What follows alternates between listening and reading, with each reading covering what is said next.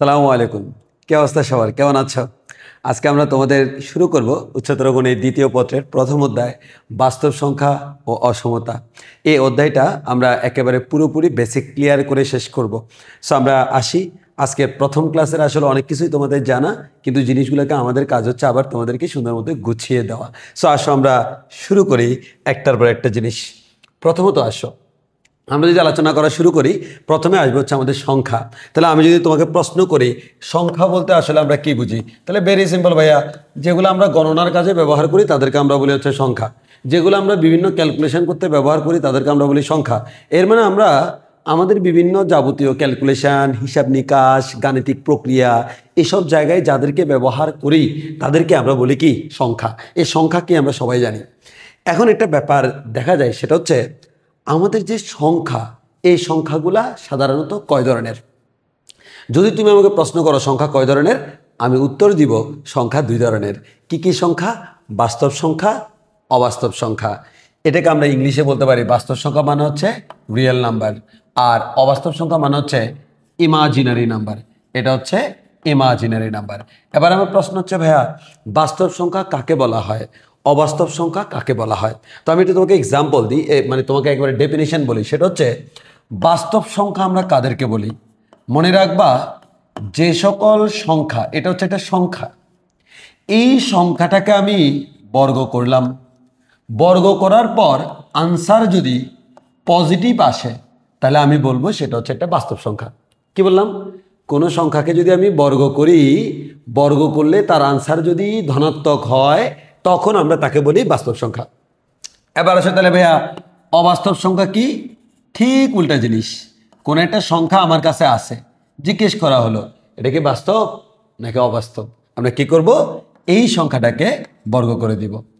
বর্গ করার পর যদি দেখি যে এই সংখ্যাটার আনসার হচ্ছে নেগেটিভ, তাহলে আমরা তাকে বলি অবাস্তব সংখ্যা। তাহলে আমরা বাস্তব সংখ্যা আর অবাস্তব সংখ্যার সংজ্ঞা জানলাম। বাস্তব সংখ্যা কাকে বলে? যে সকল সংখ্যাকে বর্গ করলে তার আনসার ধনাত্মক হয় তাদেরকে আমরা বলি বাস্তব সংখ্যা। কোনো একটা সংখ্যাকে বর্গ করলে তার আনসার যদি ঋণাত্মক হয় তাকে বলি অবাস্তব সংখ্যা। এবার একটা প্রশ্ন চলে আসে ভাইয়া, তাহলে বাস্তব সংখ্যা আমরা কেমনে বুঝবো? Very simple. কোনো একটা সংখ্যা তোমাকে আমি দিয়ে জিজ্ঞেস করলাম, বাবা এটা কি বাস্তব? তুমি কি করবা? তাকে স্কোয়ার করে দিবা। করার পর যদি দেখো যে আনসারটা ধনাত্মক এসেছে তাহলে আমরা শিওর যে সেটা বাস্তব। আর যদি তুমি দেখো তোমার আনসারটা ধনাত্মক নয়, আনসারটা ঋণাত্মক হয়, তাহলে অবভিয়াসলি সেটাকে অবাস্তব কয়। তো আসো আমরা বুঝে গেলাম। এখন তোমাদের এটা মনে প্রশ্ন আসবে, ভাইয়া ছোটবেলা থেকে তো আমরা পড়ে আসছি কোনো সংখ্যাকে বর্গ করলে তার আনসার ধনাত্মক হয়, এই কথাটা কি সত্য নয়? কথাটা সত্য, আবার কথাটা মিথ্যা। কেমনে? মনে রাখবা কোনো সংখ্যাকে বর্গ করলে তার আনসার সবসময় ধনাত্মক হয়, এই কথাটা সত্য, তবে ইন্টার ফার্স্ট ইয়ার পর্যন্ত। এই কথাটা মিথ্যা ইন্টার সেকেন্ড ইয়ারের পর থেকে। এর মানে তুমি সেকেন্ড ইয়ারে ওঠার পর এখন নতুন করে তোমাকে শিখতে হবে, আমরা এমন কিছু সংখ্যা শিখবো যেগুলোকে বর্গ করলে আনসার ঋণাত্মক হয়। ক্লাস 9-10 বা জুনিয়র লেভেলের ক্লাসগুলোতে আসলে এই ধরনের সংখ্যাগুলো নিয়ে কোনো আলোচনা নাই, যার কারণে আমরা এগুলো জানি না। তাহলে প্রশ্ন হচ্ছে কাদেরকে বর্গ করলে আনসার নেগেটিভ আসে? অবশ্যই অবাস্তব সংখ্যাকে। তাহলে আমরা আজীবন যে পড়েছি, আসলে আজীবন আমরা বাস্তব সংখ্যা পড়েছি। যেহেতু আমরা আজীবন বাস্তব সংখ্যা পড়েছি, আজীবন আমরা এটাও পড়েছি স্কোয়ার করলে আনসার ধনাত্মক। তাহলে আজকে থেকে তোমরা এখন একটু হায়ার লেভেলে উঠেছ, হ্যাঁ, তাহলে তোমাকে এখন একটু নতুন করে চিন্তা করতে হবে। তাহলে আমরা কি বললাম বলো তো? বাস্তব কাদেরকে বলে? যে সকল সংখ্যাকে বর্গ করলে তার আনসার ধনাত্মক হয় তারা হচ্ছে বাস্তব সংখ্যা। যে সকল সংখ্যাকে বর্গ করলে তার আনসার ঋণাত্মক হয় তারা হচ্ছে অবাস্তব সংখ্যা। এবার আমরা এক্সাম্পল দিই। মনে করো আমি বললাম যে আচ্ছা 2 কোন ধরনের সংখ্যা? তো আমি একটা কাজ করি, এই 2কে স্কোয়ার করলাম, করার পর আমি পেলাম হচ্ছে 4। এই 4 হচ্ছে একটা ধনাত্মক সংখ্যা, তাহলে বর্গ করার পর ধনাত্মক পাইছি মানে 2 হচ্ছে একটা বাস্তব সংখ্যা। আচ্ছা ভাই তাহলে -3 কোন ধরনের সংখ্যা? তাহলে -3কে আমরা বর্গ করি, -3কে বর্গ করলে মাইনাসকে স্কোয়ার করলে প্লাস হয়ে যায়, 3কে স্কোয়ার করলে 9 হয়। এর মানে এবারও আমি কিন্তু ধনাত্মক সংখ্যা পেয়েছি, অথবা আমি বলতেই পারি এটা হচ্ছে একটা বাস্তব সংখ্যা। এবার আমি তোমাকে তুমি আমার প্রশ্ন করলো, ভাইয়া আচ্ছা √5 এটা কোন ধরনের সংখ্যা? তো আমরা এটা দেখি, এই √5 যেটা, এটাকে আমরা স্কোয়ার করি। যদি আমি √5কে স্কোয়ার করি তাহলে আমরা জানি স্কোয়ার আর রুট চলে গিয়ে আমাদের 5 হবে। তাহলে অতএব আমরা বলতে পারি রুট এবং স্কোয়ার চলে গিয়ে যেহেতু 5 হবে, তাহলে আমরা 5টা হচ্ছে একটা ধনাত্মক সংখ্যা, অতএব আমরা বলতে পারি √5 হচ্ছে একটা বাস্তব সংখ্যা। তাহলে আমরা দেখতে পাচ্ছি আমরা আসলে তুমি যত ধরনের সংখ্যা জানো সবগুলো হচ্ছে আসলে বাস্তব, কারণ সবগুলোকে স্কোয়ার করলে আনসার পজিটিভ হয়। এখন তুমি আমাকে প্রশ্ন করে ফেলো, ভাইয়া তাহলে আপনি আমাকে অবাস্তব সংখ্যা দেখান। আসো দেখাচ্ছি। প্রথম কথা, আমি যদি তোমাকে জিজ্ঞেস করি রুটের ভিতরে কি নেগেটিভ হইতে পারে, তুমি উত্তরে বলবা যে না, রুটের ভিতর সবসময় পজিটিভ হয়। আমি আজকে তোমাকে বলতেছি রুটের ভিতর পজিটিভও হয়, রুটের ভিতর নেগেটিভও হয়। যদি রুটের ভিতর পজিটিভ হয়, এটা আজীবন তুমি পড়ে আসছো, আজীবন যা পড়ছো সবই বাস্তব, এটা হচ্ছে বাস্তব। কিন্তু রুটের ভিতর যদি পজিটিভ না হয়ে নেগেটিভ হয়, এটাকে বলা হয় অবাস্তব। আসলে এই অবাস্তব নিয়ে আমি এখানে বেশি আলোচনা করব না। এই অবাস্তব নিয়ে অনেক বেশি আলোচনা আছে জটিল সংখ্যাতে। জটিল সংখ্যাতে আমি ক্লাস নেওয়ার সময় খালি একটা ক্লাস আমার লাগে অবাস্তব সংখ্যা কি সেটা বুঝাইতে, মানে অবাস্তব সংখ্যা তার ক্যালকুলেশন সব কিছু বুঝাইতে আমাদের একটা ক্লাস লাগে। সো আপাতত তোমার তাহলে আমরা বেশি ডিপে যাব না, যেহেতু আমরা 3 নম্বর অধ্যায়ে পড়বো। তাহলে আমরা এখানে একটা জিনিস শিখলাম, রুটের ভিতর যদি ধনাত্মক হয় তার নাম হচ্ছে বাস্তব, রুটের ভিতর যদি ঋণাত্মক হয় তার নাম হচ্ছে অবাস্তব। ঋণাত্মক হতে পারে, জি স্যার হতে পারে। এতদিন হতে পারতো না কারণ এতদিন তুমি অবাস্তব জানতা না, আজকে হতে পারে কারণ আজকে তুমি জানো। এর থেকে বেশি কিছু জানার এখন দরকার নাই। তাহলে আমরা একটু এক্সাম্পল দিই। মনে করো √5, আমি তোমার প্রশ্ন করলাম এটা কোন ধরনের সংখ্যা, তুমি আমাকে আনসার দিবে ভাই এটা হচ্ছে বাস্তব সংখ্যা। এবার যদি আমি তোমাকে প্রশ্ন করি তাহলে √5 কোন ধরনের সংখ্যা, তুমি আমাকে আনসার দিবে ভাই √5 হচ্ছে একটা অবাস্তব সংখ্যা। কেন? প্রথম কথা, এটা হচ্ছে রুটের ভিতরে ধনাত্মক। আমরা বলেছি রুটের ভিতর ধনাত্মক থাকলে সেটা হচ্ছে বাস্তব, আর এটা হচ্ছে রুটের ভিতর ঋণাত্মক। আমরা বলেছি রুটের ভিতর ঋণাত্মক থাকলে সেটা হচ্ছে অবাস্তব। এবার তুমি আমার বলতে পারো ভাই আপনি একটু আগেই বলছেন সংখ্যার মধ্যে স্কোয়ার করে দেখতে হয়। ওকে ফাইন, আসো আমরা স্কোয়ার করে দেখি। আমরা এটাকে স্কোয়ার করব। √5কে যদি আমরা স্কোয়ার করি, আমরা আনসার পাচ্ছি হচ্ছে √ স্কোয়ার চলে যাবে 5 থাকবে। এর মানে স্কোয়ার করার পর আনসার ধনাত্মক আসছে, এর মানে এটা হচ্ছে একটা বাস্তব সংখ্যা। এবার আসো √5কে আমরা স্কোয়ার করি। √5কে যদি আমরা স্কোয়ার করি তাহলে আমরা আনসার পাচ্ছি কত স্যার? আনসার পাচ্ছি -5। তাহলে √5কে যখন আমি স্কোয়ার করলাম আনসার পাচ্ছি -5, এর মানে এটা হচ্ছে একটা ঋণাত্মক সংখ্যা। আর এটা যেহেতু ঋণাত্মক সংখ্যা তাহলে আমরা বলতেই পারি এই সংখ্যাটা এমন একটা সংখ্যা যাকে বর্গ করার কারণে আনসার ঋণাত্মক হয়েছে। যেহেতু এটাকে বর্গ করার কারণে আনসার ঋণাত্মক হয়েছে, অতএব এটা হচ্ছে একটা অবাস্তব সংখ্যা। তো তুমি মনে রাখবা সিনার উপায় কি, রুটের ভিতর নেগেটিভ থাকা মানে হচ্ছে অবাস্তব সংখ্যা। এবার আসো আর একটু বেশি করে নলেজ দিই। রুটের ভিতরে নেগেটিভ সংখ্যা থাকা এটা নিয়ে গণিতের আলাদা একটা জগৎ আছে। সেই জগৎটাকে আমরা বলি অবাস্তব জগৎ বা কাল্পনিক জগৎ।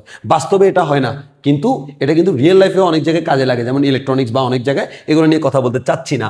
তাহলে আমরা রুটের ভিতরে যদি আমাদের নেগেটিভ থাকে, সেই সংখ্যাগুলো নিয়ে আলাদা একটা তত্ত্ব আছে যেটাকে আমরা বলি কাল্পনিক জগৎ বা অবাস্তব জগৎ।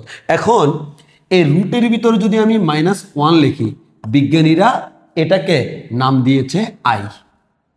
যেহেতু অতীতকালে বিজ্ঞানীরা এটাকে আই দ্বারা নামকরণ করেছে, এটা সর্বজন স্বীকৃত, অতএব আমি অন্য কোনো নাম দিতে পারবো না। অন্য কোনো নাম দিলে এমনিতে অসুবিধা নাই, কিন্তু কথা হচ্ছে যেহেতু এটা প্রচলিত, অতএব আমরা এটাকে আই নামেই রাখবো। তাহলে √1-1কে আমরা কি নামে ডাকি? আই নামে ডাকি। আজকের পর থেকে তুমি যে কোনো জায়গায় আই দেখলে বুঝবা আই মানে হচ্ছে √1। এবার আসো ভাইয়া, তাহলে আমি যদি তোমাকে প্রশ্ন করি, আচ্ছা ভাই বলো তো I² মানে কত? তো আমি এটা দেখি, I² মানে হচ্ছে √1 তাহলে আমরা বলতে পারি √1 মানে হচ্ছে -1। এর মানে আমরা বলতে পারি I² হচ্ছে -1।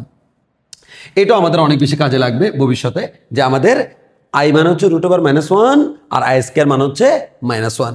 এবার আমি তোমাকে প্রশ্ন করলাম, কি প্রশ্ন করলাম? আচ্ছা ভাইয়া তাহলে অবাস্তব সংখ্যা বাস্তব সংখ্যা আমরা চিনি, অবাস্তব সংখ্যা চিনার উপায় কি? একবার ডাইরেক্ট বলে দিই, দুনিয়াতে যত অবাস্তব সংখ্যা আছে সবগুলা দুইটা জিনিস দিয়ে তুমি চিনবা। 1 নাম্বার চিনার উপায় হচ্ছে কি? রুটের ভিতরে নেগেটিভ থাকলে হচ্ছে আমার কি? অবাস্তব। আর 2 নাম্বার চিনার উপায় হচ্ছে আইওয়ালা। শেষ।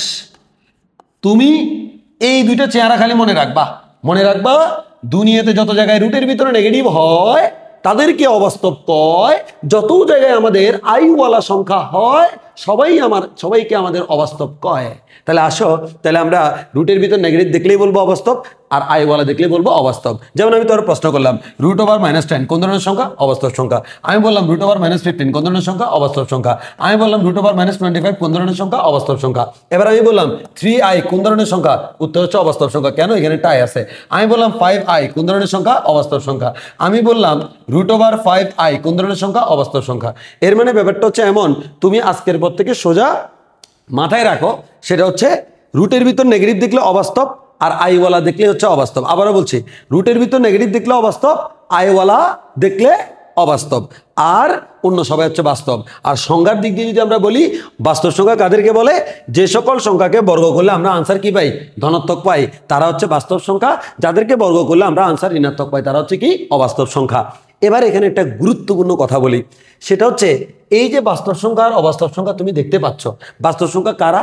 বাস্তব সংখ্যা হচ্ছে যে কোনো নাম্বার, আর অবাস্তব কারা? আইওয়ালা নাম্বারগুলা বা রুটের ভিতরে নেগেটিভগুলা। এখন এই অবাস্তব এবং বাস্তব, এই বাস্তব এবং অবাস্তব, এই দুইটাকে মিক্স করে নতুন একটা সংখ্যা হয়, যাকে আমরা বলি জটিল সংখ্যা। মনে রাখবা, অবাস্তব সংখ্যা যেগুলো, এগুলোকে আমরা কল্পনা করিনি, ওই কারণে অবাস্তব সংখ্যার আরেকটা নাম হচ্ছে কাল্পনিক সংখ্যা। এটার আরেকটা নাম হচ্ছে কি? কাল্পনিক সংখ্যা। এখন আসো, বাস্তব আর অবাস্তব দুইটাকে মিক্স করলে তার নাম কি হয়ে যায় বলতো? জটিল সংখ্যা। আমরা জটিল সংখ্যাকে ইংলিশে বলি কমপ্লেক্স নাম্বার। এটা হচ্ছে আমাদের চ্যাপ্টার নাম্বার 3, অতএব আমরা এখানে এটা নিয়ে বেশি আলোচনা করব না। তাহলে জটিল সংখ্যা কারা? বাস্তব এবং অবাস্তবকে একসাথে করলে আমরা যে সংখ্যাগুলো পাই সেগুলোকে আমরা বলি জটিল সংখ্যা। এবার আসো, তোমাকে আমরা আরেকটা জিনিস একটু বুঝিয়ে দিই। গণিতে কি করে দেখো, বলে যে বাস্তব আর অবাস্তব, ওই কারণে দেখো এ হচ্ছে একটা বাস্তব সংখ্যা। এবার যদি আমি বলি আইবি, বলো তো আইবি একটা কি সংখ্যা? অবাস্তব সংখ্যা।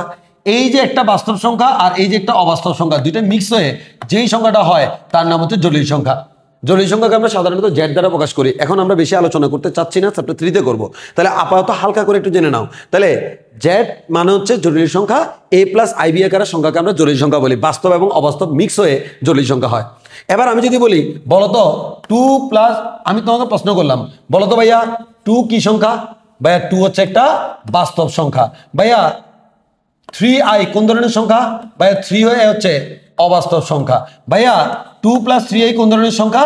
এবার দেখো, বাস্তব আর অবাস্তব মিক্স হয়ে যেটা হয়েছে তার নাম হচ্ছে কি? জটিল সংখ্যা। একইভাবে 2 - 3i এটা কোন ধরনের সংখ্যা? উত্তর হচ্ছে জটিল সংখ্যা। তাহলে খেয়াল করো, শুধু আই ছাড়া নর্মাল সংখ্যা হচ্ছে বাস্তব, নর্মাল সংখ্যা হচ্ছে বাস্তব, আইওয়ালা মানে অবাস্তব, বাস্তব আর অবাস্তব মিক্স হলে জটিল, বাস্তব আর অবাস্তব মিক্স হলে জটিল, যোগ আকারে মিক্স হইতে পারে, বিয়োগ আকারে মিক্স হইতে পারে, তার নাম হচ্ছে কি? জটিল। তাহলে তুমি বাস্তব চিনলা, অবাস্তব চিনলা, জটিল চিনলা। এবার একটা মজার ব্যাপার দেখো, আমি তোমাকে জিজ্ঞেস করলাম 2 কোন ধরনের সংখ্যা, তুমি আমাকে আনসার দিয়েছো কি? বাস্তব। কেন বাস্তব বলছো? কারণ 2 আসলেই বাস্তব। কিন্তু বাস্তব আমরা জটিল কাকে বলি? যারা a প্লাস আইবি আকারে থাকে।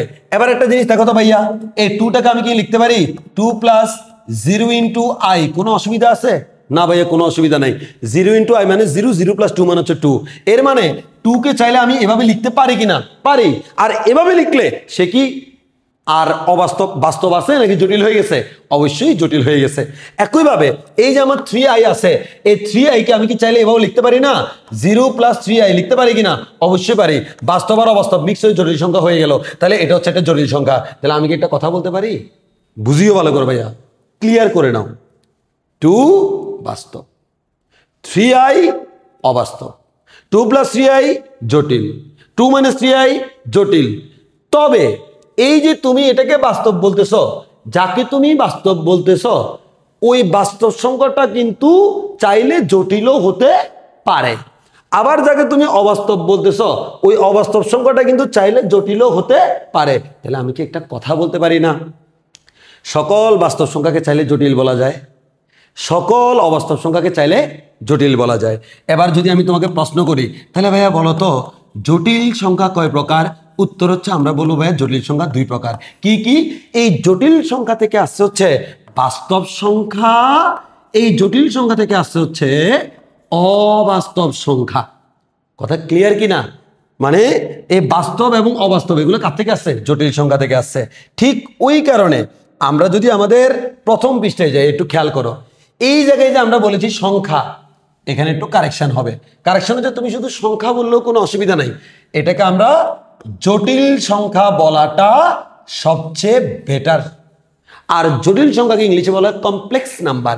আমরা জটিল সংখ্যাকে কি দ্বারা প্রকাশ করি?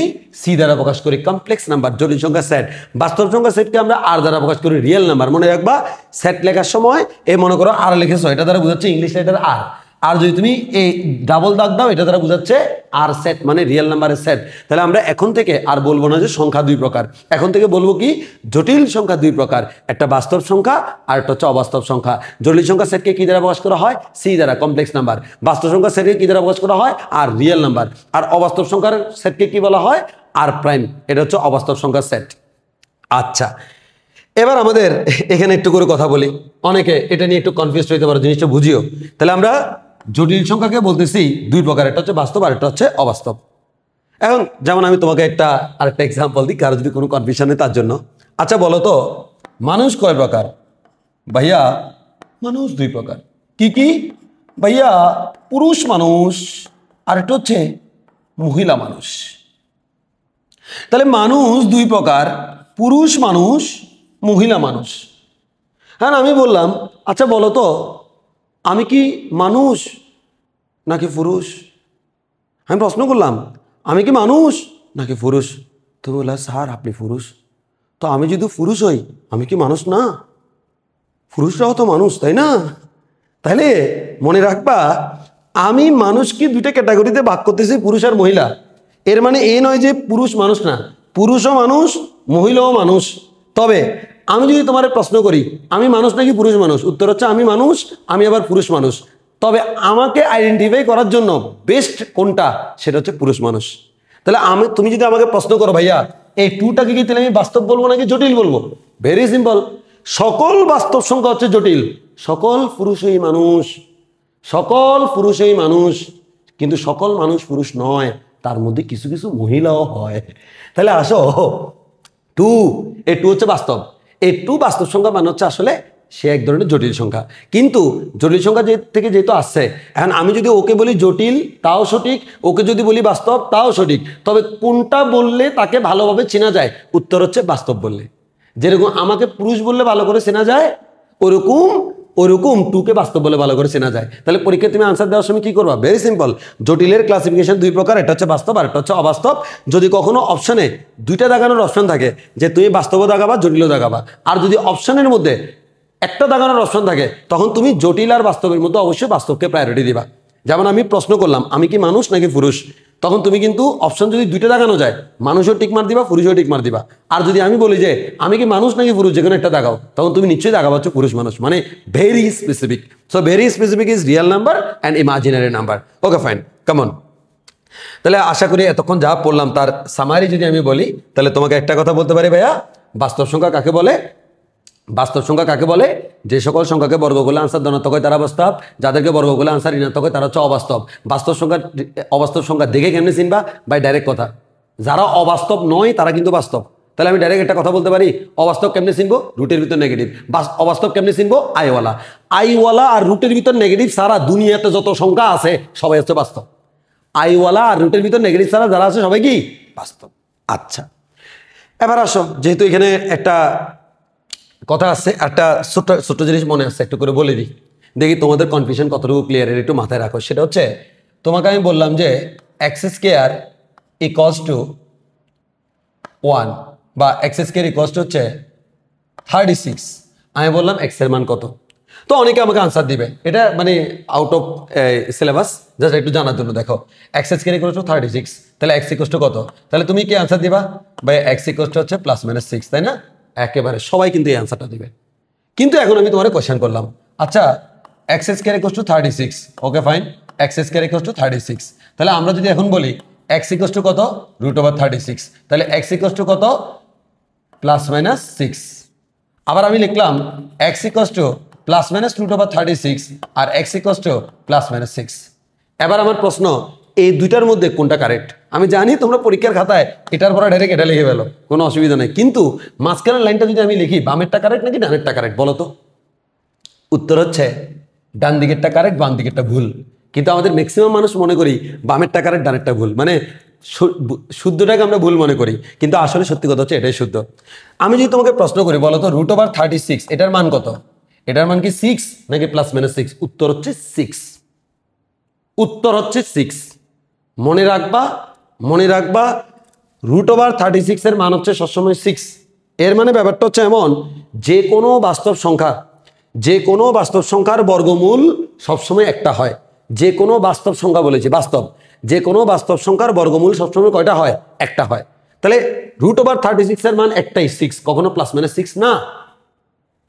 কিন্তু আমি যখন লিখবো এভাবে x² = 36, এটা কিন্তু আর ডাইরেক্ট রুট না, এটা হচ্ছে একটা ইকুয়েশন। এই ইকুয়েশনের ক্ষেত্রে দেখো x² যদি আমাদের 36 হয়, তাহলে x² মানে দ্বিঘাত সমীকরণের আনসার দুইটা, ওই দুইটা হচ্ছে +-6। এখন মনে রাখবা রুট তুললে কখনো +- হয় না। আমরা মনে করি স্কোয়ার অপোজিটে গেলে রুট হলো, রুট তোলার পর +- হয় না, নেভার। রুট তুললে কখনো +- হয় না। এই √36 তার মান শুধুমাত্র 6। এই প্লাসটা +-টা কখন হয়? মনে রাখবা স্কোয়ার অপোজিটে গেলে রুট হয়, সাথে একটা +- হয়। কি বললাম? স্কোয়ার অপোজিটে গেলে রুট হয়, সাথে একটা +- হয়। আচ্ছা, ভালো কথা, এটা মাথায় রাখবা। আচ্ছা, আমি যদি প্রশ্ন করি এখান থেকে এটা কেন আসছে বলতে পারবা? সবাই জানো, কিন্তু অনেকে বলতে পারে না। একটু করে বলি, একটু এক্সপ্লেইন করি কেন। x² = 36, তাই না? তাহলে বলো তো x² - 36 = কত? 0।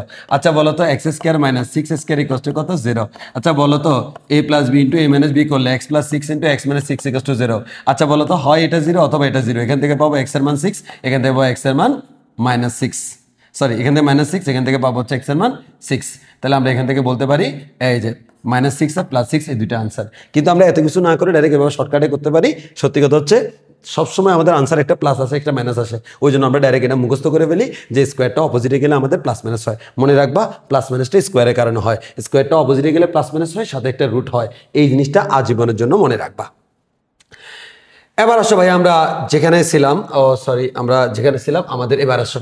তাহলে আমরা চিনে গেলাম জটিল সংখ্যা 2 প্রকার, বাস্তব আর অবাস্তব। এবার আসি আমরা বাস্তবের ক্লাসিফিকেশন করি। অবাস্তবের ক্লাসিফিকেশন আমাদের এখানে নাই, অবাস্তব নিয়ে আলোচনা হচ্ছে অধ্যায় নাম্বার 3-এ।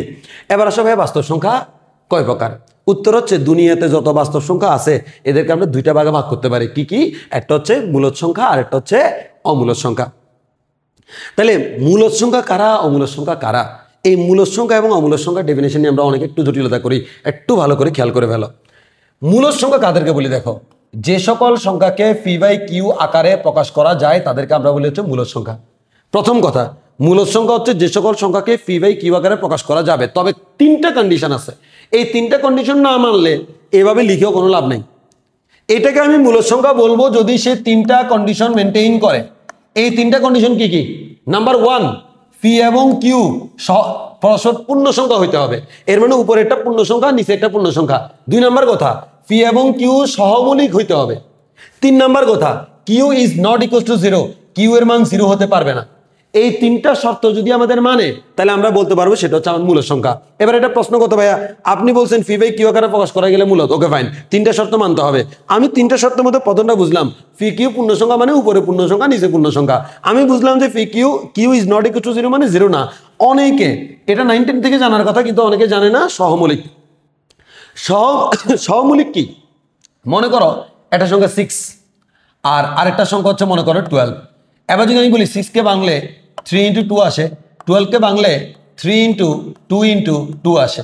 তাহলে আমি যদি বলি 6 এবং 12, এই দুইটার মধ্যে দেখো তো, এই 2টা হচ্ছে দুইটার মধ্যে কমন, আর 3টা হচ্ছে দুইটার মধ্যে কমন। এর মানে দুইটার মধ্যে কমন জিনিস আছে, এক কথায় ওদের মধ্যে দুইটার মধ্যে সাধারণ গুণিতক আছে। সাধারণ গুণিতক আছে। দুইটা সংখ্যার মধ্যে যদি সাধারণ গুণিতক থাকে তাকে আমরা কখনো সহমূলিক বলি না। তাহলে সহমূলিক কারা? যে সকল সংখ্যার মধ্যে কি নেই বলতো? সাধারণ গুণিতক নাই। যাদের মধ্যে সাধারণ গুণিতক নাই, তারা হচ্ছে আমাদের কি? সহমৌলিক। এটা হচ্ছে বইয়ের জন্য ডেফিনেশন, কিন্তু আমি তোমাকে আরো সহজ করে দিই। তুমি আমার যদি জিজ্ঞেস করো ভাইয়া সহমৌলিক কেমনে চিনবো, আমি ডাইরেক্ট বলবো দুইটা সংখ্যা কাটাকাটি করা না গেলে সহমৌলিক। কাটাকাটি করা গেলে সহমৌলিক না। কি বললাম? কাটাকাটি করা না গেলে সহমৌলিক।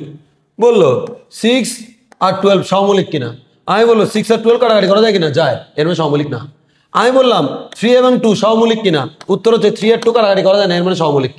আমি বললাম 12 আর 13 সহমৌলিক কিনা, 12 এবং 13 কাটাকাটি করা যায় না, অত সহমৌলিক। আমি বললাম 15 আর 16 কাটাকাটি করে এরা সহমৌলিক কিনা, তাহলে দেখো 15 এটাকে কাটাকাটি করে 15 আর 16 এই দুটার মধ্যে কোনো কমন কিছু নেই কাটাকাটি করার মতো, অতএব এটা সহমৌলিক না। সরি, এই দুটো হচ্ছে আমাদের সহমৌলিক। তাহলে সহমৌলিক মানে কি, কাটাকাটি করা না গেলে সহমৌলিক, কাটাকাটি করা গেলে সহমৌলিক না। এবার আমি তোমারে বলি, তাহলে আমি তোমাকে মৌলিক সংখ্যার এক্সাম্পল দিই, সবাই একটু দিকে খেয়াল করো। মনে করো আমি বললাম এই 15 ডিভাইড বাই 16, দেখো এটাকে আমি মূলদ সংখ্যা বলবো, সরি একটু মানে মৌলিক বলে ফেলছি, মূলদ। মূলদ তাহলে কেন মূলদ বলছি, এই ফি উপরেরটা পূর্ণ সংখ্যা নিচেরটা পূর্ণ সংখ্যা, 1 নাম্বার। 2 নাম্বার কাটাকাটি করা যাচ্ছে না, ওকে ফাইন।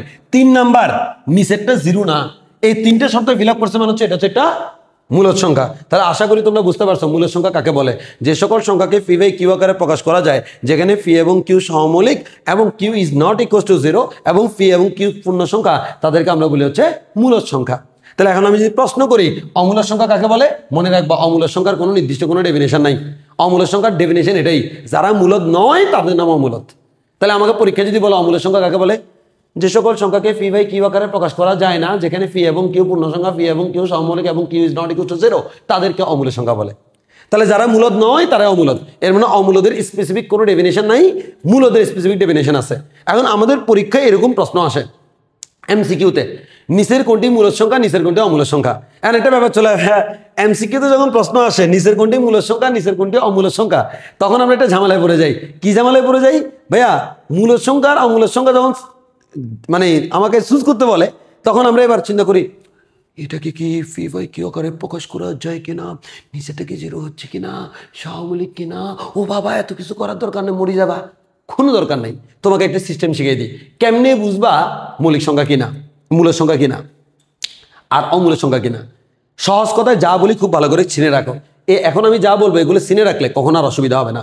নাম্বার 1, মনে রাখবা দুনিয়াতে যত পূর্ণ সংখ্যা আছে, মনে করো 3, যত পূর্ণ সংখ্যা আছে সবাই মূলদ। কেন মূলদ, কারণ 3কে আমরা চাইলে 3/1 লিখতে পারি। তাহলে 3 পূর্ণ সংখ্যা, 1 পূর্ণ সংখ্যা, কাটাকাটি করা যায় না। এরপর হচ্ছে আমাদের এখানে আমরা যদি বলি এই যে নিচেতে 0 না, অতএব আমাদের দুনিয়ার সকল পূর্ণ সংখ্যা কেমন, মূলদ। তাহলে জেনে রাখলাম পরীক্ষায় যদি কোথাও দেখো কোনো পূর্ণ সংখ্যা দেওয়া আছে, পূর্ণ সংখ্যা মানে হচ্ছে কি, মূলদ। এবার বলবে ভাইয়া তাইলে পূর্ণ সংখ্যা না হলে অমূলদ, মাথা পাড়াই দিব। নো, এটা বলিনি, বলেছি পূর্ণ সংখ্যা হলে মূলদ, না হলে তো অমূলদ বলি নাই। যদি পূর্ণ সংখ্যা না হয়ে ভগ্নাংশ হয়, যদি পূর্ণ সংখ্যা না হয়ে কি হয়, ভগ্নাংশ হয়, তার মধ্যে একটা ব্যাপার আছে। কি ব্যাপার আছে দেখো, ভগ্নাংশ 2 প্রকার। মনে করো 3.02, আরেকটা আছে 3.02, 3, 4, 5, 6, 7, এভাবে আনলিমিটেড চলতে আছে। এর মানে একটা সসীম আর একটা অসীম। যদি আমার কখনো ভগ্নাংশ সসীম হয়, সসীম মানে দশমিকের পরে সংখ্যাগুলো নির্দিষ্ট, তাহলে তার নাম হচ্ছে মূলদ। কেন মূলদ ভাইয়া, একটু দিকে তাকাও। আচ্ছা আমি কি এটাকে ছোটবেলা করছো না, এটাকে দশমিক ছাড়া লিখে ফেলবো, দশমিকের জন্য একটা 1 দিলাম, পরের 2টা সংখ্যার জন্য 2টা 0 দিলাম। এবার তুমি কাটাকাটি করে একটা পর্যায়ে যাবা, যেই সংখ্যাটা হচ্ছে একটা মূলদ সংখ্যা। কাটাকাটি করার পরেরটা মূলদ সংখ্যা, কাটাকাটি করার পরে যেটা পাবা সেটা হচ্ছে একটা মূলদ সংখ্যা, অতএব এটা হচ্ছে একটা মূলদ সংখ্যা। এর মানে দশমিকের পর যদি সংখ্যা সসীম হয় সেটা হচ্ছে মূলদ। এবার প্রশ্ন হচ্ছে ভাই দশমিকের পরে তাহলে এবার আবার বলে ভাই যে একটু কাটতেছেন, এবার আমাকে আটকাইতে পারবেন না, যেহেতু বলেছেন দশমিকের পরে সসীম হলে মূলদ, এর মানে নিশ্চয়ই অসীম হলে অমূলদ। আবার মাথা বাড়াম, নো নেভার। দশমিকের পরে যদি অসীম পরিমাণ সংখ্যা থাকে সেটা মূলদ হতে পারে, অমূলদ হতে পারে, তবে তার মধ্যে একটা ব্যাপার আছে। যদি দশমিকের পরে রিপিট হয় 92929292 চলতে আছে, এই যে রিপিট হলো, এটাকে নিশ্চয়ই তোমরা গণিতের ভাষায় বলা হচ্ছে পৌনঃপুনিক। 3.92, এই যে 92 এর উপর পৌনঃপুনিক, এটা বারবার রিপিট হচ্ছে। এই ক্লাস 9-10 এই ধরনের ম্যাথ করছো না, 3.92 পৌনঃপুনিক, এটাকে ভগ্নাংশ আকারে প্রকাশ করো। এই ভগ্নাংশ আকারে প্রকাশ করছো মানেই তো মূলদ হয়ে গেছে। এর মানে মনে রাখবা এই পৌনঃপুনিক সংখ্যাগুলো কেমন, মূলদ। তাহলে অমূলদটা কে ভাইয়া, অমূলদ হচ্ছে দশমিকের পর যে সংখ্যাগুলা, এগুলো তো আনলিমিটেড থাকবে এবং এরা থাকবে হচ্ছে এলোমেলো। কেমন থাকবে, এলোমেলো। দশমিকের পরে সংখ্যাগুলো যদি এলোমেলো হয়, এবং অসীম পরিমাণ সংখ্যা হয় তখন আমরা তাকে বলি হচ্ছে অমূলদ। তাহলে আমি যদি একটু সামারি করি তোমার জন্য মনে হয় ক্লিয়ার হবে। কেমন ক্লিয়ার হবে দেখো, মনে করো আমি সামারি করতেছি, একটু ভালো করে বুঝিও। পূর্ণ সংখ্যা মূলদ, ভগ্নাংশ সসীম হলে মূলদ, ভগ্নাংশ অসীম কিন্তু রিপিট বা পৌনঃপুনিক মূলদ। তাহলে অমূলদ শুধু একবার হচ্ছে কখন বলো তো?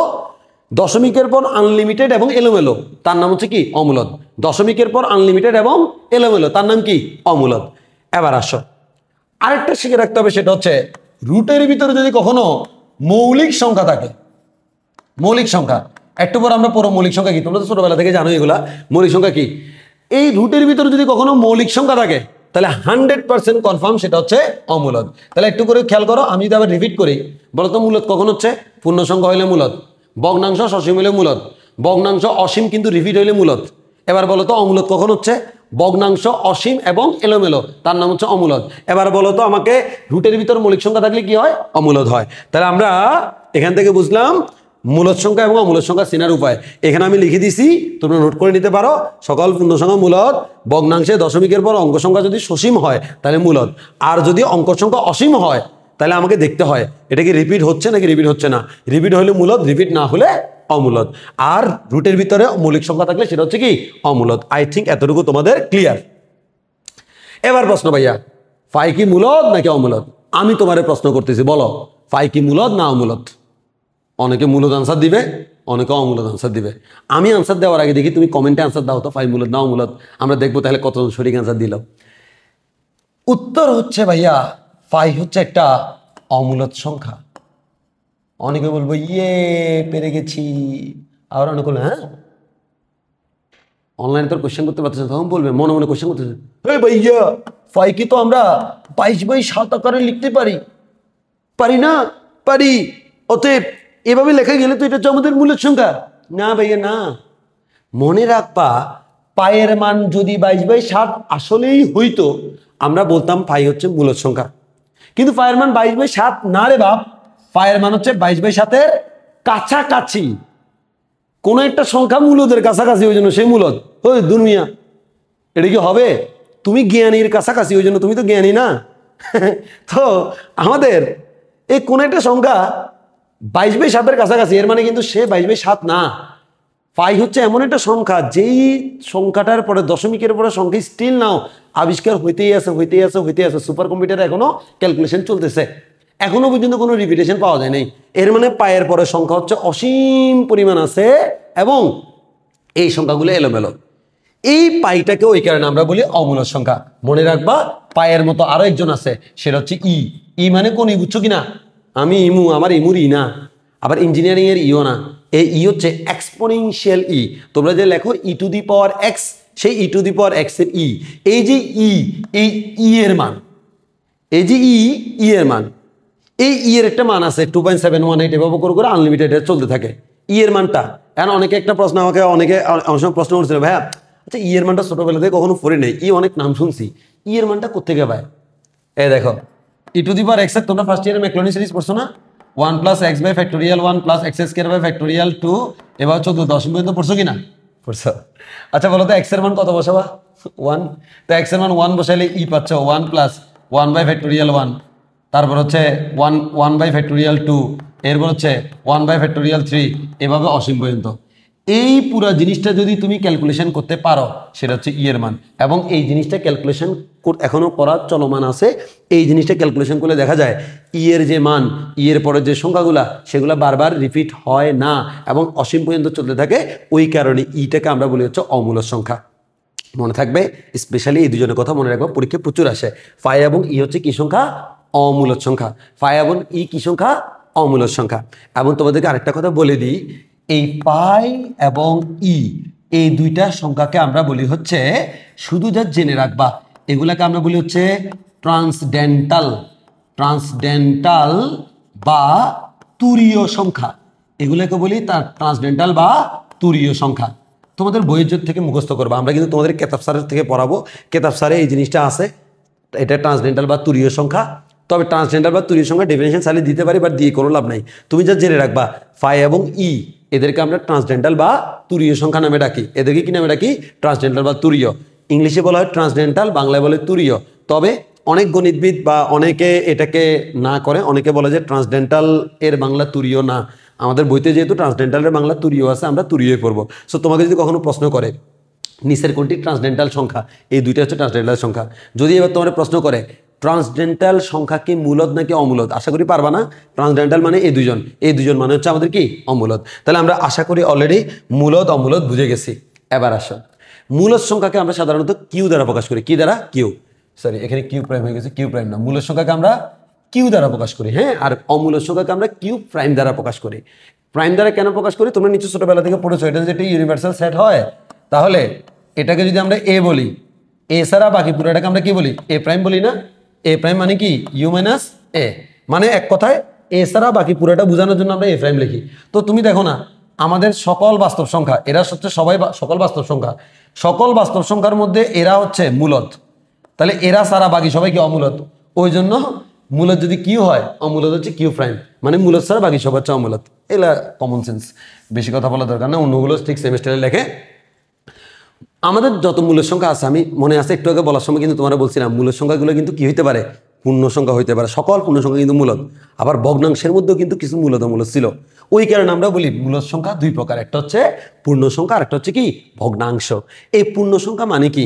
পূর্ণ সংখ্যা মানে তোমরা খুব ভালো করে জানো, যেগুলো পূর্ণ তার নাম পূর্ণ সংখ্যা। আর পূর্ণ সংখ্যাকে আমরা জেড দ্বারা প্রকাশ করি, আর ভগ্নাংশকে জেড প্রাইম দ্বারা প্রকাশ করি। আই থিঙ্ক তোমরা ভগ্নাংশ কি জানো। এখন এই যে ভগ্নাংশের ক্লাসিফিকেশন আমাদের সিলেবাসে নাই, তো একটু করে জেনে রাখতে পারো, এগুলো ছোট বাচ্চার পড়া। ভগ্নাংশ তোমরা জানো, প্রকৃত ভগ্নাংশ, অপ্রকৃত, মিশ্র, দশমিক। যদি তুমি এগুলো না পারো ছোট ভাই বোন থেকে জেনে নিও। সো আসো, এখন আসি আমরা মূল সংখ্যাকে দুই ভাগে ভাগ করলাম, পূর্ণ সংখ্যা আর ভগ্নাংশ। এবার আসি ভাই আমরা পূর্ণ সংখ্যা। এই পূর্ণ সংখ্যা মানে কি? যারা পূর্ণ তার নাম পূর্ণ সংখ্যা। এটা নিয়ে এবার একটা বিরাট ঝামেলা আছে, সবাই একটু খুব মনোযোগ দিয়ে খেয়াল করো। এটা হচ্ছে 0, এদিকে 1 2 3, এদিকে -1 -2 -3। এরা সবাই কিন্তু পূর্ণ সংখ্যা। এদিকে আমাদের অসীম পর্যন্ত যাবে, এদিকে আমাদের অসীম পর্যন্ত যাবে, ∞। সো এটা একটা সংখ্যা রেখা যদি আমরা আঁকি, সংখ্যা রেখার এখান থেকে শুরু করে ডান দিকে অসীম পর্যন্ত আর বাম দিকে অসীম পর্যন্ত, এগুলো সবাই কিন্তু পূর্ণ সংখ্যা। মানে এই পয়েন্টগুলো হচ্ছে পূর্ণ সংখ্যা, এর মাঝখানে ভগ্নাংশ আছে। আমি শুধু এই পয়েন্টগুলোর কথা বলছি, 0 1 2 3 -1 -2 -3, সবাই কিন্তু পূর্ণ সংখ্যা। এই পূর্ণ সংখ্যাগুলাকে সাধারণত দুই ভাগে ভাগ করা যায়। একটু খুব ক্লিয়ারলি বুঝো। তোমরা অনেকে এই যে আমরা চারটা পড়াচ্ছি, একটু পরে আমি চারটা পুরোটা একসাথে করে দিব।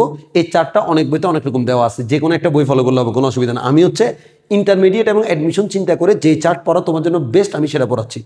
সো দেখো, এরা সবাই পূর্ণ সংখ্যা। এই পূর্ণ সংখ্যাগুলোকে দুই ভাগে ভাগ করা হয়। কয় ভাগে? দুই ভাগে। কি কি দেখো, এই দেখো পূর্ণ সংখ্যাগুলোর ভিতর এমন কিছু সংখ্যা আছে যাদের আগে একটা করে কোন চিহ্ন আছে? মাইনাস চিহ্ন। আর এমন কিছু সংখ্যা আছে যাদের আগে কোনো মাইনাস চিহ্ন নাই। এই যাদের আগে মাইনাস চিহ্ন আছে তাদেরকে বলা হয় ঋণাত্মক সংখ্যা। তাহলে ভাইয়া বলো তো, যাদের আগে মাইনাস নাই তাদের নাম কি? ভুল বলেছ, ধনাত্মক না, অঋণাত্মক সংখ্যা। তুমি যে ভুল বলেছো আমি শুনে গেছি। আবার আসো, তাহলে এরা হচ্ছে ঋণাত্মক আর এরা হচ্ছে অঋণাত্মক। অঋণাত্মক আর ধনাত্মক সেম কথা না, এটা নিয়ে অনেকে কনফিউজড হয়, আমি আজকে ক্লিয়ার করে দিচ্ছি। অঋণাত্মক মানে হচ্ছে যারা ঋণাত্মক নয়। শূন্যও কিন্তু ঋণাত্মক নয়। ঋণাত্মক কারা? যাদের আগে মাইনাস থাকে। তাহলে যাদের আগে মাইনাস থাকে তারা হচ্ছে ঋণাত্মক, আর যাদের আগে মাইনাস থাকে না তারা হচ্ছে অঋণাত্মক। এবার আসো, এরা সবাই যদি অঋণাত্মক হয়, এই অঋণাত্মকের মধ্যে আবার ঝামেলা আছে। কি ঝামেলা? আমি বাস্তবে বলতেছি 0 এর আগে মাইনাস নাই, কিন্তু তুমি যদি বলো 0 এর আগে একটা মাইনাস দাও, তাতেও কিন্তু কোনো অসুবিধা নাই, কারণ +0 আর -0 সেম কথা। এই যে কন্ট্রাডিক্টরি, এই কারণে আমরা যে কাজটা করি, শূন্যটাকে আলাদা চিন্তা করি। শূন্যটাকে আলাদা চিন্তা করে আমরা যে কাজটা করি, এখান থেকে এই পর্যন্ত এটা হচ্ছে অঋণাত্মক। অঋণাত্মককে আমি আবার দুই ভাগে ভাগ করি। কি কি?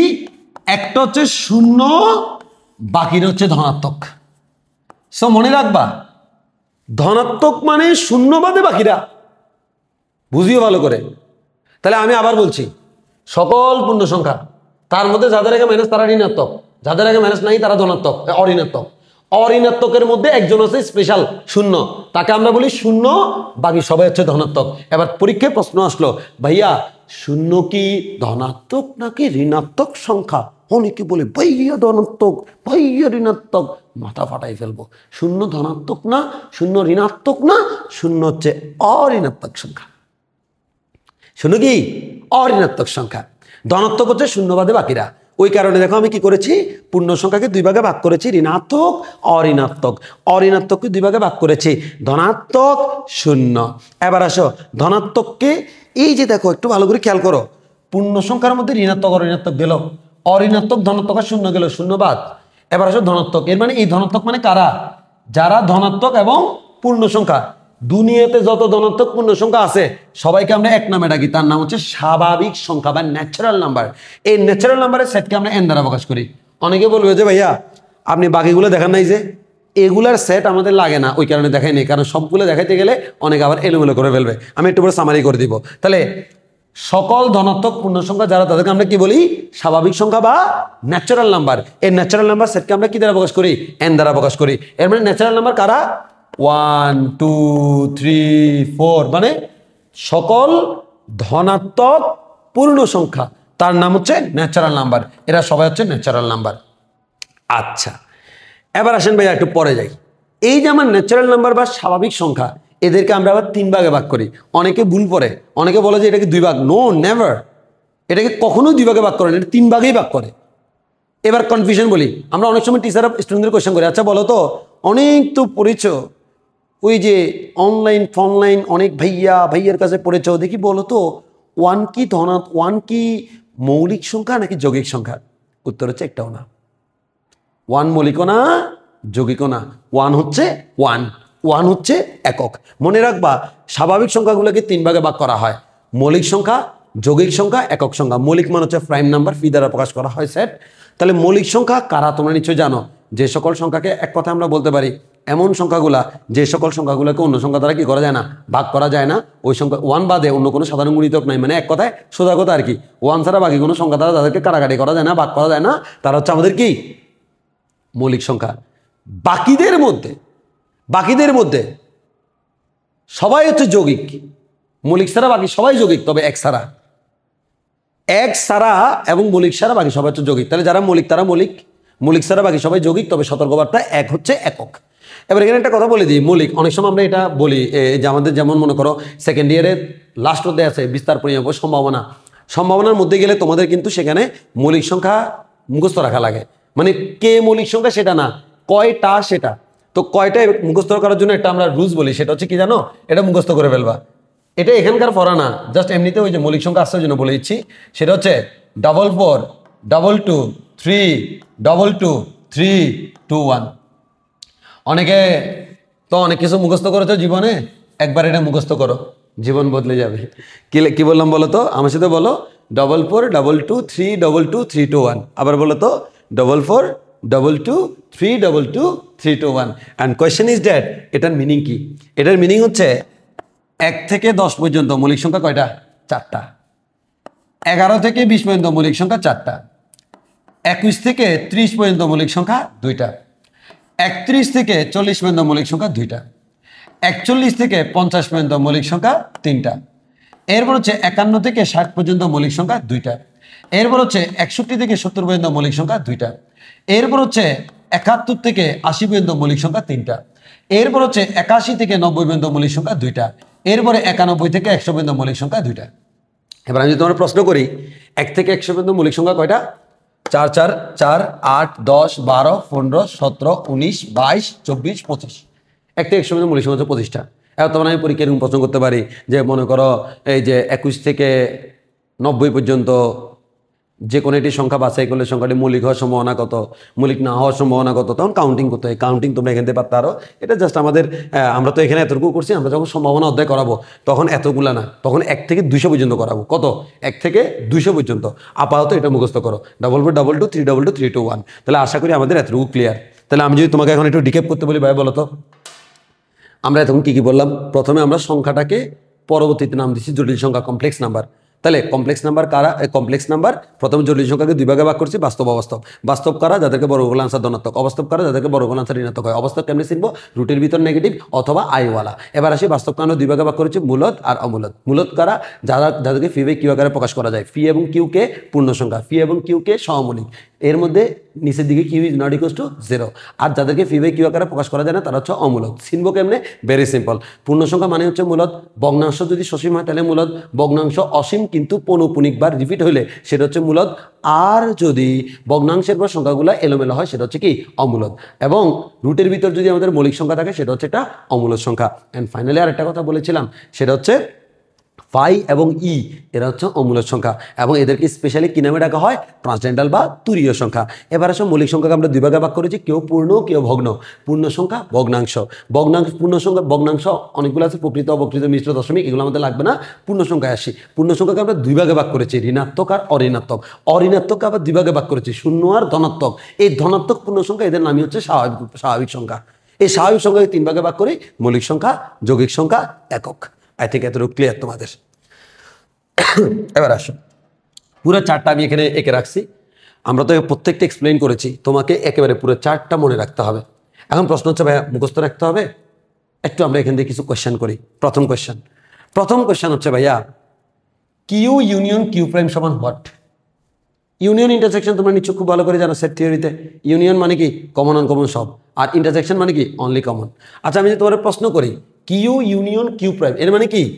মূলদ আর অমূলদ এই দুটো মিলে কি হচ্ছে ভাই বলো তো? বাস্তব সংখ্যা। ইউনিয়ন মানে কমন আনকমন সব, এই মূলদ আর অমূলদের মধ্যে সব মিলিয়ে কি হচ্ছে? বাস্তব। এর মানে এই কিউ ইউনিয়ন কিউ প্রাইম সমান হচ্ছে আর।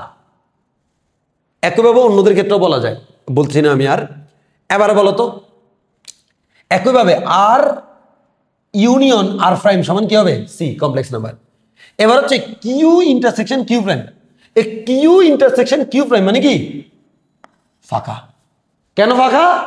এই কিউ ইন্টারসেকশন কিউ প্রাইম মানে কি? তাদের মধ্যে কমন। আচ্ছা বলো তো, যেই সংখ্যাটাকে তুমি মূলদ বলো সেটা কি অমূলদ হয়? না। কমন মানে কি? মূলদেও আছে অমূলদেও আছে, এক পা আমার মূলদে আর এক পা অমূলদে, এটা কি কখনো সম্ভব? অসম্ভব। অতএব এদের মধ্যে কমন কোনো কিছু নেই, এমন কোনো সংখ্যা নেই যেটা এট এ টাইম মূলদ এবং অমূলদ। অতএব মূলদ আলাদা অমূলদ আলাদা, এদের মধ্যে কোনো কমন কিছু নাই। ওই কারণে ইন্টারসেকশন মানে হচ্ছে কমন, কমন নাই মানে হচ্ছে ফাঁকা। অনেকে ফাঁকা নিয়ে একটু কনফিউশন থাকে, মনে রাখবা এটার নাম ফাঁকা, এটার নাম ফাঁকা। আবারও বলতেছি, দিস ইজ ফাঁকা, দিস ইজ অলসো ফাঁকা। এখন আমরা অনেকে এটাকে মনে করি ফাঁকা, সে বলছে ভাইয়া এটা ফাঁকা, এটাও ফাঁকা, এটার ফাঁকার ভিতরে ফাঁকা, এর মানে আরো বেশি বেশি ফাঁকা। খবরদার, মনে রাখবা দিস ইজ ফাঁকা, দিস ইজ ফাঁকা, বাট ফাঁকার ভিতরে ফাঁকা ইজ নট ফাঁকা। এটা ফাঁকা সেট না, এটা হচ্ছে ফাঁকা সেটের পাওয়ার সেট। ভুলটুল করিয়ে না পরীক্ষায় যে ফাঁকা ফাঁকা, দিস ইজ নট ফাঁকা। এবার আসি, একটু আসো এখানে। এবার আমরা কিছু কোয়েশ্চেন করি। কিরকম কোয়েশ্চেন দেখো। আচ্ছা, আমি যদি তোমাকে একটা প্রশ্ন করি ভাইয়া, দেখো আমি তোকে প্রশ্ন করি, এই যে এদিকে একটু একটু একটু বলি, দুনিয়ার সকল সংখ্যা হচ্ছে জটিল সংখ্যা বা কমপ্লেক্স নাম্বার সি, তার মধ্যে কিছু সংখ্যা হচ্ছে বাস্তব বা রিয়েল নাম্বার। তাহলে আমি কি বলতে পারি এ আর হচ্ছে সি এর উপসেট? যদি এটা প্রকৃত উপসেট, তোমরা এগুলো ইন্টারে জানো, ইন্টারে এগুলো কোনো ফ্যাক্ট না। So R is subset of C, R হচ্ছে সি এর উপসেট, কারণ সি এর একটা অংশ। বাস্তব সংখ্যার মধ্যে কিছু একটা অংশ, এটা হচ্ছে মূলদ, মানে হচ্ছে আমাদের কিউ, তাহলে এটা সাবসেট হচ্ছে আমাদের কি? কিউ। এবার মূলদের মধ্যে একটা অংশ হচ্ছে আমাদের কি? পূর্ণ সংখ্যা, মানে হচ্ছে জেড, তাহলে আমি এটাকে বলতেছি হচ্ছে জেড। এবার জেড যারা পূর্ণ সংখ্যা, এই পূর্ণ সংখ্যার ভিতর একটা অংশ হচ্ছে আমাদের ন্যাচারাল নাম্বার, স্বাভাবিক সংখ্যা। অনেকে বলবো এখানে তো অনিয়ত দন্ত কোনো কথা বলছেন, ওগুলো লাগে না, ওই জন্য আর বলতেছি না। সো আমরা জেড থেকে আমরা চলে আসি কোথায়? স্বাভাবিক, এই যে আমাদের এন, স্বাভাবিক সংখ্যায়। স্বাভাবিক সংখ্যার মধ্যে কিছু সংখ্যা যারা হচ্ছে প্রাইম নাম্বার বা মৌলিক সংখ্যা, তাহলে আমরা বলতে পারি এখানে হচ্ছে আমাদের এন আর এখানে হচ্ছে আমাদের ফি। এখন পরীক্ষা আমাদেরকে প্রশ্ন করে, কি প্রশ্ন? আমি বললাম যে ফি, এই ফি সেটা হচ্ছে জেটের উপসেট, কথাটা সত্যি কিনা? হ্যাঁ ভাই সত্যি, ফি জেটের ভিতরে আছে, ভিতরে থাকা মানে হচ্ছে উপসেট। আমি যদি প্রশ্ন করি ফি, ফি এন এর উপসেট, সত্য কিনা? হ্যাঁ ভাই সত্য, ফি এন এর ভিতরে আছে। আমি যদি বলি ফি কিউর উপসেট, তাও সত্যি। আমি যদি বলি ফি আর এর উপসেট, তাও সত্যি। এন্ড পরীক্ষায় এরকম রিলেশন দিয়ে তোমাকে বলে, তোমাকে কি বলে? তোমাকে এরকম রিলেশন দিয়ে বলে যে নিচের কোনটি সঠিক, আমরা কনফিউজড হয়ে যাই। এবার মাথার ভিতর পুরা এত বড় যে চার্টটা, এই পুরো চার্টটা মাথার ভিতর আনে কোনো দরকার নেই। তোমরা একটা লাইন মুখস্থ রাখবা। কি মুখস্থ রাখবা? P N Z Q R C, শেষ। অনেক কিছুই জীবনে মুখস্থ করছো, এমন কিছু মুখস্থ করো, মুখস্থ কম করবা, এমন কিছু মুখস্থ করবে যেটা কাজে লাগবে। P N Z Q R C, এটার মিনিং কি? এটার মিনিং হচ্ছে P N Z Q R C. এর মানে ব্যাপারটা হচ্ছে এমন, পি জেড এর উপসেট জেড, সরি পি এন এর উপসেট এন, জেড এর উপসেট জেড, কিউর উপসেট কিউ, আর এর উপসেট আর, সি এর উপসেট। এর মানে P N Z Q R C, এটা মুখস্থ রাখবা, P N Z Q R C. তাহলে আমরা মোটামুটি আমাদের যত জটিল, এই যে জটিল সংখ্যাকে আমরা ক্লাসিফিকেশন করে যা যা পাওয়ার সব একসাথে পাইছি, আমরা ক্লাসিফিকেশন করে যা পাওয়ার সব একসাথে পাইছি, এই সবগুলো আমরা পড়লাম। এবার আসল লাস্ট প্রশ্ন হচ্ছে, দেখাও যে √3 একটি অমূলদ সংখ্যা। তোমরা জানো √3 একটি অমূলদ সংখ্যা, কিন্তু আমাকে দেখাইতে হবে √3 একটি অমূলদ সংখ্যা। এখন একটু খেয়াল করে দেখো, ও ডি যে কেউ না জানলে, ডি মান হচ্ছে দেখাও, আমার কাছে পড়তে হলে এগুলো জানতে হয়। যে মান হচ্ছে যে, ডি যে মান হচ্ছে দেখাও যে। সো √3 একটি অমূলদ সংখ্যা। আমরা, আচ্ছা আমাকে বলো তো, তোমাকে অমূলদ সংখ্যা প্রমাণ করতে বলেছে, আর আমি যদি তোমার প্রশ্ন করি, ওই মিয়া অমূলদ সংখ্যা কাকে বলে? তুমি বলবো যারা মূলদ নয় তারা অমূলদ। এটা কি অমূলদের অ্যাকচুয়াল ডেফিনেশন হলো? না। এর মানে আসলে অমূলদের ডেফিনেশন আমরা মূলদের মাধ্যমেই দিই। এখন আমি কি করব? আসো একটা কাজ করি। কি কাজ? তোমরা 9 10 এটা করছো, জন্য আমি এখন বেশি কথা বলতেছি না। প্রথম যে কাজটা করবা সেটা হচ্ছে, তুমি দেখবা তোমাকে যে সংখ্যাটা দিল সেটা কি পূর্ণ সংখ্যা নাকি ভগ্নাংশ। কেন? কারণ যদি কোনো একটা সংখ্যা পূর্ণ সংখ্যাই হয়ে যায়, তাহলে তো আমাকে আর নতুন করে কি করা লাগবে না, নতুন করে আর মানে প্রমাণ করা লাগবে না, পূর্ণ সংখ্যা মানে হচ্ছে মূলদ। আমরা একটা কাজ করি, আচ্ছা √3 কি পূর্ণ সংখ্যা নাকি পূর্ণ সংখ্যা না, কেমনে বুঝবো? তার জন্য তোমরা একটা সিকোয়েন্স মনে রাখবা, 1 square, 2 square, 3 square, 4 square, 5 square, এবার চলমান। 1 স্কয়ার মানে কি 1, 2 স্কয়ার মানে কি 4, 3 স্কয়ার মানে কি 9, 4 স্কয়ার মানে কি 4 স্কয়ার মানে হচ্ছে 16, 5 স্কয়ার মানে কি 25। তোমাকে আমরা যেটা দিব, রুটের ভিতরে যেই সংখ্যাটা থাকবে, তুমি চেক করবা সেই সংখ্যাটা এদের কার ভিতরে আছে। আচ্ছা বলো তো 3 আছে, 3 কার ভিতরে আছে? 4 আর 1 এর ভিতরে। তাহলে তুমি লিখবা 3, 4 এবং 1 এর ভিতরে আছে, মানে 3 হচ্ছে 1 থেকে বড় কিন্তু 4 থেকে ছোট। পাশাপাশি মাস্ট এটা লিখতে হবে।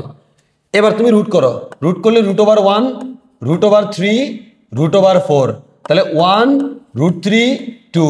আচ্ছা বলো তো এই √3 এমন একটা সংখ্যা যেটা 1 থেকে বড় আর 2 থেকে ছোট। তোমরা নিশ্চয়ই জানো 1 একটা পূর্ণ সংখ্যা, 2 একটা পূর্ণ সংখ্যা। বলো তো 1 এর পরের পূর্ণ সংখ্যাটা কি? 2। তাহলে 1 আর 2, 2 হচ্ছে 1 এর পরের পূর্ণ সংখ্যা। তাহলে 1 আর 2 এর মাঝখানে কি আর কোনো পূর্ণ সংখ্যা আছে? নাই। অতএব আমি কনফার্ম এই √3 কোনো পূর্ণ সংখ্যা না, এটা হচ্ছে একটা ভগ্নাংশ। এবার তুমি কিন্তু ভগ্নাংশ হলে অমূলদ বলে দিতে পারবা না, তুমি অমূলদ বলে দিতে পারবা না, মূলদ হতে পারে অমূলদ হতে পারে, সেটা আমরা প্রমাণ করব। তাহলে আগে প্রমাণ করতে হবে এটা পূর্ণ সংখ্যা নাকি ভগ্নাংশ। আমি দেখলাম এটা একটা ভগ্নাংশ। যেমন এবার যদি তোমাকে পরীক্ষায় √7 দিত, তাহলে তুমি কি করতা? দেখতা 7 কার মাঝখানে? 4 আর 9 এর মাঝখানে। তখন লিখতা 4, 7, 9, এরপর রুট করলে 2, √7, 3, 2 আর 3 এর মাঝখানে কোনো পূর্ণ সংখ্যা নাই, অতএব এটা হচ্ছে একটা ভগ্নাংশ।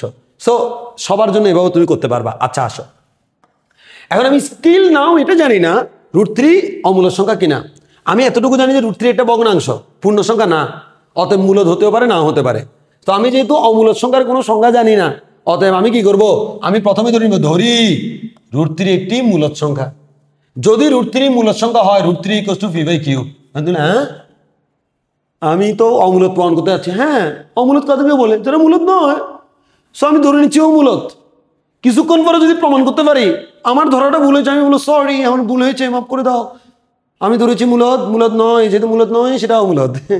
সো আমরা ধরে নিব √3 একটি মূলদ সংখ্যা। তাহলে √3 যদি মূলদ সংখ্যা হয়, তাহলে তোমরা আমাকে বলো √3 একটি কি সংখ্যা? √3 যদি একটা মূলদ সংখ্যা আমরা ধরে নিই, এটা আমরা ধরে নিছি, ধরে √3 মূলদ, তাহলে √3 = p/q। এটা 9 10 করে আসছে, একটু করে বলেছি। এবার স্কয়ার করলে কি হবে? 3 = p²/q²। এবার দুটো কিউ এর মধ্যে একটা কিউকে যদি বামে আনি, 3q = p²/q। দেখো মূলদ সংখ্যা ধরছি মানে কি, নিশ্চয়ই পি এবং কিউ এরা পূর্ণ সংখ্যা এবং সহমৌলিক। তাহলে বলতো 3 একটা পূর্ণ সংখ্যা, কিউ একটা পূর্ণ সংখ্যা, এই দুইটা পূর্ণ সংখ্যাকে যদি আমি গুণ করি, তাহলে যেটা পাচ্ছি এই পুরা জিনিসটা, এটা একটা কি সংখ্যা বলতো? পূর্ণ সংখ্যা। আচ্ছা ভালো কথা। এবার আমি বলেছি পি এবং কিউ সহমৌলিক মানে কাটাকাটি করা যাবে না। তো তুমি যেহেতু কাটাকাটি করতে পারবা না, তাহলে বলো তো কাটাকাটি করতে না পারলে এটা তো ভগ্নাংশই থেকে যাবে। অতএব এই জিনিসটা হচ্ছে একটা ভগ্নাংশ। এবার বলে যে পূর্ণ সংখ্যা ইকুয়ালস টু ভগ্নাংশ, নো নেভার, এটা কখনো হইতে পারে না। পূর্ণ সংখ্যা এবং ভগ্নাংশ কখনো সমান হইতে পারে না। তাহলে পূর্ণ সংখ্যা আর ভগ্নাংশ যদি সমান হইতে না পারে, তাহলে আমি একটা কথা বলতে পারি, পূর্ণ সংখ্যা এবং ভগ্নাংশ কখনো সমান হইতে পারে না। অতএব এটা বলতে পারি আমার ভুল হয়েছে, ক্ষমা করে দাও। তাহলে যেহেতু এটা আর এটা সমান হইতে পারে না, এর মানে তার আগের লাইনটাও হতে পারে না, এর মানে তার আগের লাইনটাও হতে পারে না, এর মানে √3 ইকুয়ালস টু p/q হতে পারে না, এর মানে √3 ইকুয়ালস টু মূলদ হতে পারে না। আর মূলদ হতে পারে না মানে হচ্ছে √3 একটি অমূলদ সংখ্যা। দেখা হবে আমাদের নেক্সট ক্লাসে। আজকে এতটুকুই। আল্লাহ হাফেজ। আসসালামু আলাইকুম।